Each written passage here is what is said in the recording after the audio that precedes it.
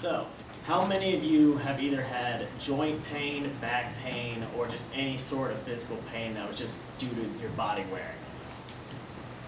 Almost everybody. That, there's a procedure for that, which is acupuncture, and most people are too scared to try it and never do, even though it's one of the most beneficial treatments in my opinion. And I have had several experiences with acupuncture. I've been getting it for about 5 years now. And the reason I get it is because I have scoliosis, and in my sophomore year of high school, it got so bad that when I bent down to grab things, I'd get stuck. And I'd have to have my friends put me up against a wall and like bend me back up. Yeah, it was cool. It wasn't that cool this side. But, I'm going to click this slide. All right. What is acupuncture? Acupuncture is a form of complementary medicine where needles are used to help relieve pain or treat physical, emotional, and mental illnesses or unhealthiness. Complementary medicine, the definition of that is, falls beyond the scope of scientific medicine but may work alongside it. So it's still recognized as a medicine, it's just not scientific. Like, there's not enough scientific backup for it to be like the go-to. And then acu comes from Latin, which means with a needle. English comes from puncture, which means the same thing it means in English.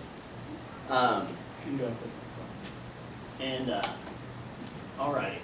Where did it come from? Dr. Ananya Mandal, I believe. The theory and practice of acupuncture originated in China. It was first mentioned and recorded in documents dating a few hundred years before the Common Era. Earlier, instead of needles, sharpened stones and long, sharp bones were used around 6000 BCE for acupuncture treatment. And I don't know how thick those needles were in diameter for the stones and the sharp bones, because it was so far back and non-cleanly that nobody really measured anything.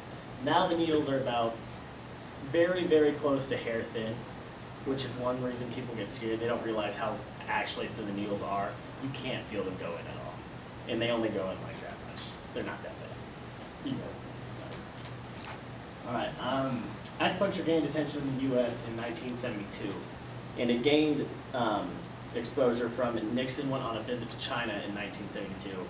And one of his reporters was trying to relieve pain from a recent appendectomy. And the reporter, instead of writing about the visit more, he wrote about the acupuncture and how it helped him relieve the pain from that. And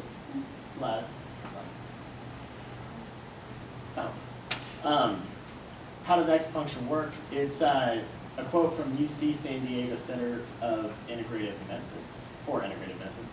Acupuncture improves the body's functions and promotes the natural self-healing process by stimulating specific anatomic sites commonly referred to as acupuncture points or acupoints.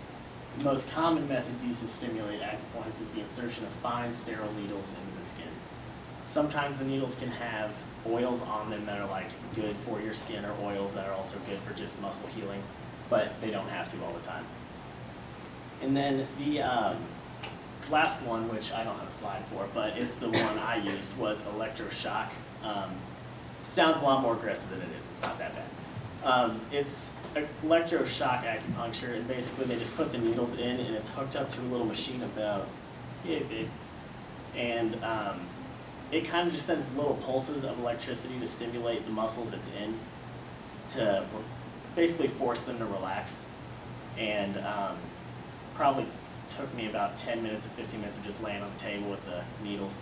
But acupuncture is one of the most beneficial treatments I've ever had, and it took away my back pain instantly for like a week, and then it kept it gradual, way better than it had been, compared to like I went to the chiropractor and it did not work for me.